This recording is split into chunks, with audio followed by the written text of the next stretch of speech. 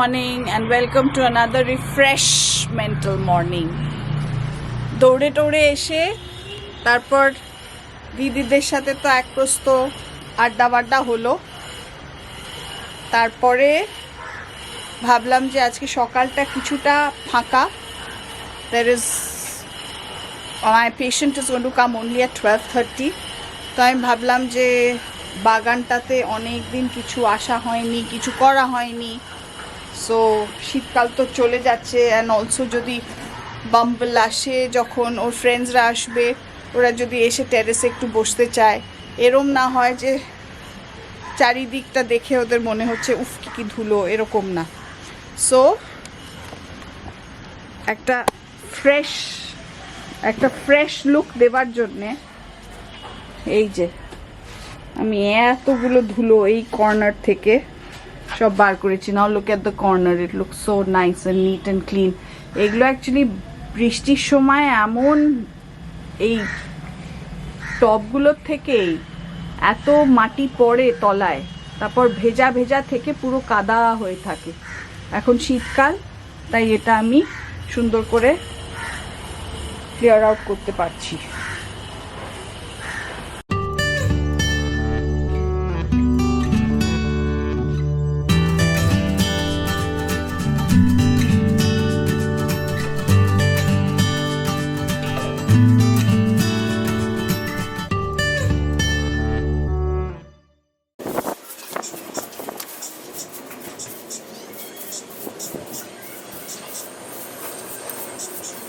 দু তিন দিন আগে মানে সানডেতে ভাবতে পারবেন এইরমভাবেই আমি নিচের বাগানটাকে ক্লিন করেছি।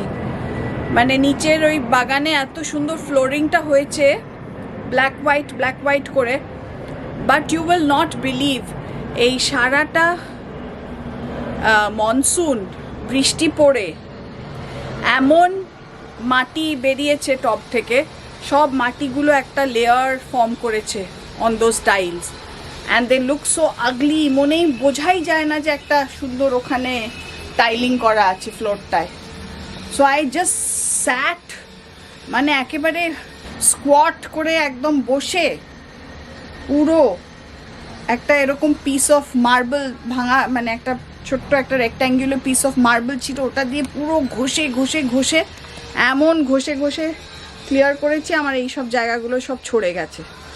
এখন জল দিয়ে কিছু ধুতে গেলে ভীষণ জ্বালা করছে। ওফ, ইটস লাইক মানে, but you know there is a satisfaction because even a small space, but যদি শুধু আমি প্লান্টস দিয়ে ভরিয়ে দিই কিন্তু ভেতরগুলো সব ডার্টি থাকে, ভালো লাগে না দেখতে, ডিসঅর্গানাইজ লাগে, তাহলে কিন্তু দেখতে সুন্দর লাগবে না। বাট একটা স্মল স্পেসকেও সুন্দর করে ভালো করে ক্লিন করে রাখলে it looks so much more, মানে প্রত্যেকটা প্লান্ট তখন চোখে পড়ে। Good evening. আজকে হচ্ছে 2-1 দিন পর, তো এখন হচ্ছে preparation for bumble coming in. সেদিন দেখলেন যে আমি গার্ডেন ক্লিন করছিলাম, ছাদের গার্ডেন ক্লিন করেছি, নিচের গার্ডেন ক্লিন করেছি, অর্গানাইজ করেছি। আজকে একটু কিচেন ওয়ার্ক করতে এসে গেছি। I am preparing some kebabs, তৈরি করে রাখলে যাতে যখন বাম্বল আসবে করতে বেশিক্ষণ সময় লাগবে না, আইদার এয়ার ফ্রায়ারে বা জাস্ট একটু তাওয়াতে শ্যালো ফ্রাই করে দিলে যখন তখন খেতে পারে। সো সেই কারণে I am making this preparation. এখানে কিমা আমার মিক্সিতে একটু ঘোরানো হয়ে গেছে। এখানে পেঁয়াজ, কাঁচা লঙ্কা, ধনিয়া পত্তি, अदरक लहसुन पेस्ट, गरम मसाला, पेपर पाउडर, चिली फ्लेक्स और मसालास, लाल लंका गुड़ो, हल्दी गुड़ो, एसब सब दिए भालो करे मेखे एकटू घी दिए तारपर छोटो छोटो पैटी बानिए छोटो छोटो बानिए राखबो।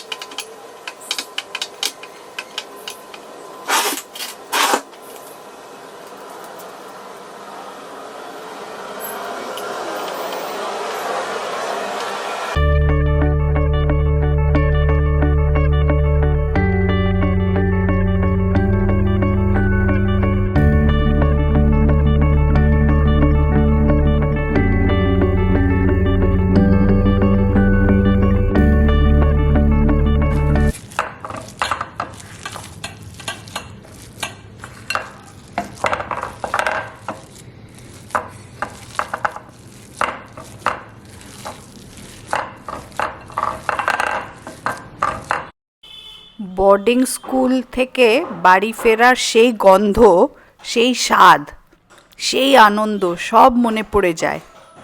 Today as I cook for my son coming home, I realize how quietly I've stepped into my parents' place, serving nostalgia with love for Bumble. Kebabs are ready. এটা এখন 1 ঘন্টার জন্য ফ্রিজ করে তারপরে এয়ারটাইট কৌটোতে রেখে দেওয়া যাবে for even 10-15 days. এটা হচ্ছে নেক্সট ডে, আর আমি মেলা থেকে যে গ্রিল প্লেটটা এনেছিলাম সেটারও আমি ট্রাই করছি আজকে উইথ মুগ ডাল চিল্লাস।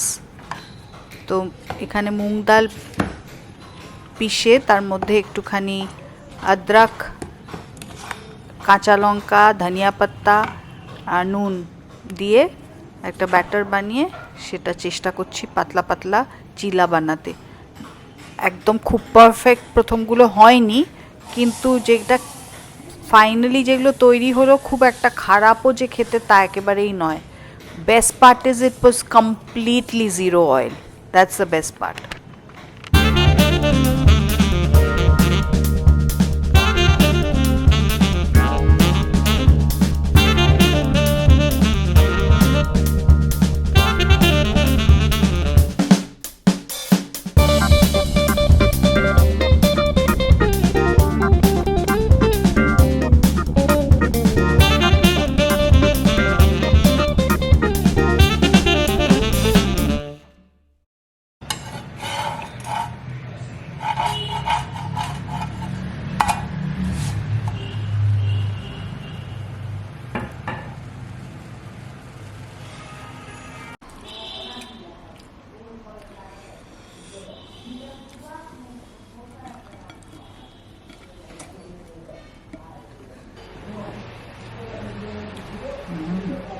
With the chutney, it tastes good. Very nice. Goodbye, na? This grill plate, একটা drop of oil নেই। একটা ব্যাটার বানিয়েছিলাম মুগ ডাল ভিজিয়ে, তার মধ্যে একটু আদরক, একটু লসুন আর নুন আর অনেকটা ধনে পাতা দিয়ে মিক্সটা বানিয়ে জাস্ট ওর প্লেটটার ওপর বসিয়ে দিচ্ছি। And perfect chillas.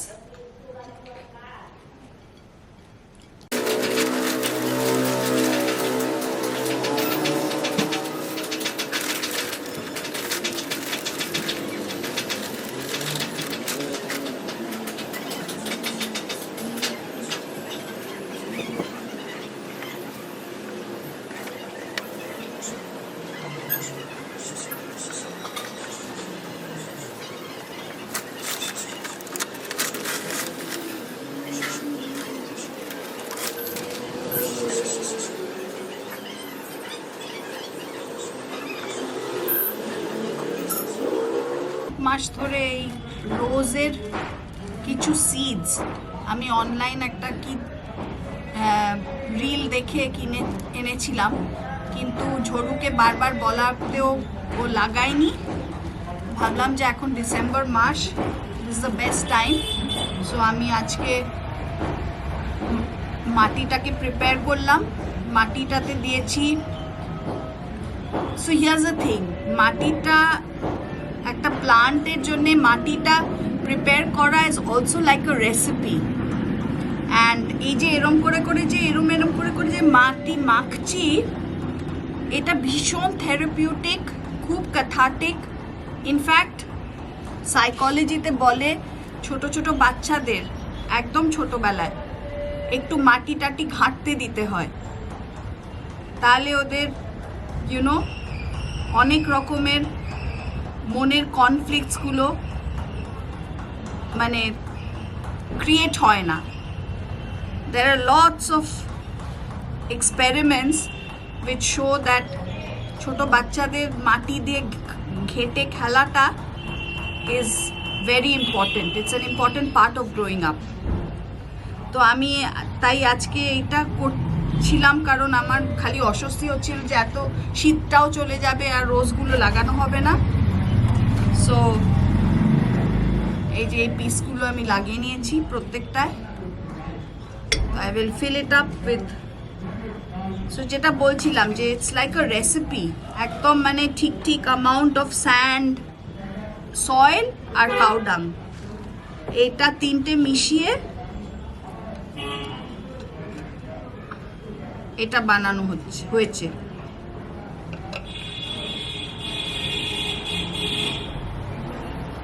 সয়েলটা বানানো হয়েছে। খাবারের যেরকম আমরা রেসিপি বানাই ঠিক সেরকমই, কিন্তু প্লান্টের ফুড তৈরি হয় যেহেতু এই সয়েল থেকে, একটা পার্টিকুলার রেসিপি আছে।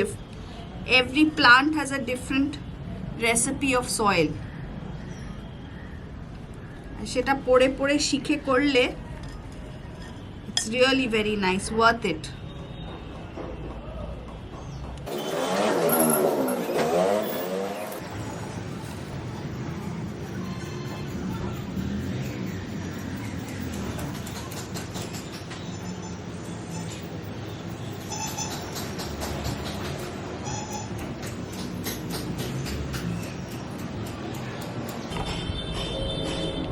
ফিঙ্গার্স ক্রসড, হোপফুলি হবে, লেটস সি। অনেক দিন ধরে হাতটা নিষ্পিস করছিল যে একটাও কিছু প্লান্টে হাত দিইনি বা কিছু প্লান্ট করিনি। তাই আজকে যেহেতু অলরেডি রোজ প্লান্টসগুলো লাগালাম, সিডসগুলো লাগালাম, তাই ভাবলাম আরেকটু করি। তো কি ভালো লাগে, you will not believe it, যে একটা জিনিস নিজে হাতে ক্রিয়েট করে তারপর আস্তে আস্তে যখন ওটা গ্রো করে, ব্লুম করে, আরও মানে বড় হয়, তখন সেটা দেখতে it's as if you have created your own child.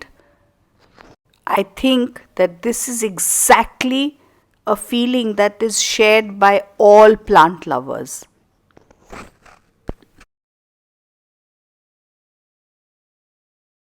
This is how the house looks.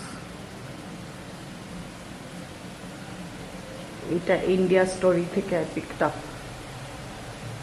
সুন্দর, it's a head of a tribal woman, but an antique piece.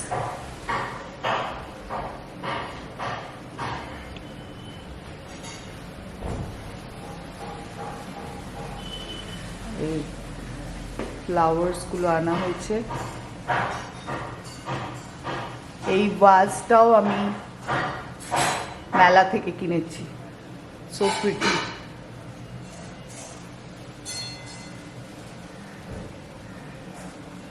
All this is a preparation for Bumble's homecoming.